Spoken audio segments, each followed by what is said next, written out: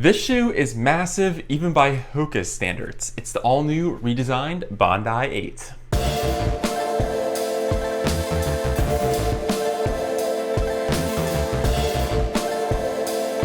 Before we get started, I do want to say these shoes were provided to me by Roadrunner Sports. However, they didn't have a chance to preview this video, and the final synopsis is my own. I'd also like to say please leave a like on the video and consider subscribing.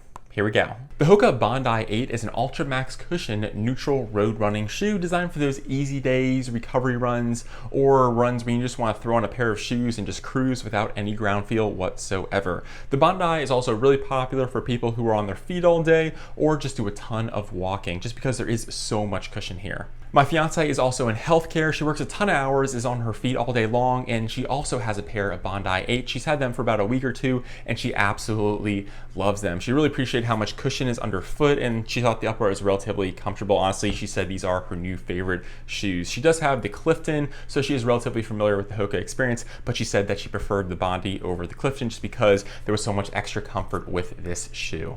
As far as the stack height goes, we do have the same setup as last year, 33 millimeters in the heel, 29 in the forefoot for that same 4 millimeter drop. Now with regard to weight, we do go up slightly, about 1/10 of an ounce. It's now 10.8 ounces, which isn't bad for how big this shoe is. Yes, it's heavy for a daily trainer, but at 10.8 ounces to get this much stack height is not bad at all. And like the previous version, the Bondi 8 will come in wide and extra wide for people who need that sizing option as well. Moving on to the upper, we do get a 2-layered engineered mesh setup with okay breathability. It wasn't the best, and we'll see how it performs as we get into some of these hotter summer months, but my gut reaction was it was a slightly warmer upper than I was expecting. The Bondi 8 did fit true to size with regard to length. However, it was a very narrow experience, so if you want a little bit more wiggle room or just a little bit more space throughout the upper, I might recommend going up half a size. The tongue is well padded, very similar experience to the Clifton and the Gaviota, and just like the Gaviota, it's only gusseted on the medial side. I guess HOKA figured that the tongues on most people's shoes only tend to slide to the lateral side, so they only added fabric on the medial side. Kind of an interesting side note.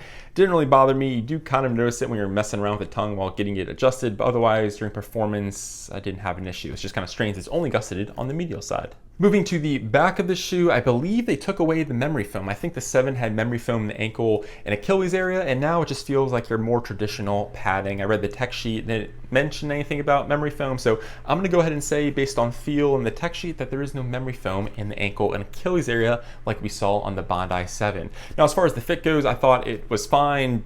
The padding's comfortable, feels very like a HOKA experience. Was very locked into this shoe. Again, it's a more narrow experience, so you are having a more snug upper here. And they also did add a pull tab at the back. But overall, the lockdown, comfort, and fit of the upper, while more snug, I thought was very comfortable.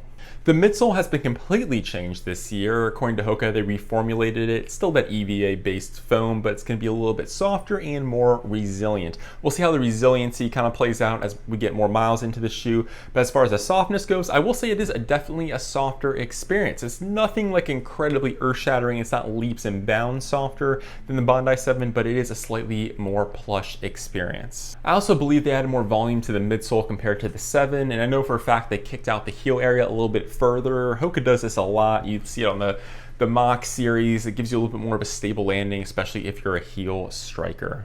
And in typical Bondi fashion, you have an incredibly stiff and rigid midsole. This thing does not want to flex at all, with an incredibly wide forefoot and heel section. Now you pair these things together and it creates a very stable neutral shoe. Yes, it's a neutral shoe, but it's very stable. The entire midsole is the same kind of density, unlike the Gaviota, which has dual density foams to create the stability. The Bondi has a very stiff frame and a really wide platform, which gives it its stability. So if you're someone who wants some stability, I recommend the Bondi, or just give it a shot because it's a little bit softer, a little bit squishier than the Gaviota. It's much more pleasant in my mind. I would just rather pick up the Bondi, so I would keep that in mind as well. So overall, this feels like a very familiar Bondi experience with a more beefed up midsole, a little bit more guidance from the heel, and a slightly softer ride. It's nothing earth-shattering, it's just, I would say, slightly softer. Now, if we compare this to other Ultra Max cushion shoes, I will say it's not as bouncy or as soft, which I think helps with the stability and depends what you're looking for. But again, just feels very much like a Bondi, just a little bit more to the midsole and just a slightly softer ride. Moving to the outsole, they did add more rubber compared to the previous version, which is a win for durability. Typically, HOKAs aren't known for their longevity, although I will say the Bondi and the Gaviota are probably on the higher end of things just because there is so much to this shoe. Now, as far as the grip and traction, didn't really have any issues here. Just so much foam, so much surface area, this thing just grips the ground. It doesn't really bode well for speed work just because it is so big and bulky, but I think it does have a solid amount of traction. So those are the basic facts about the shoe. Let's talk about what I liked and what I didn't like so much. The first big positive is this is just a comfortable experience. You just have an absolute ridiculous amount of foam. It's great to wear all day, and again, for those easy miles, I think it works perfectly. And my fiance does wear this shoe all day long, and she absolutely loves it. It is her new favorite shoe, and she wears it pretty much all the time. The next positive is I appreciated how stable this experience was. Typically, the larger the midsole, the higher you're off the ground, just creates a less stable experience, and I didn't find that to be the case here.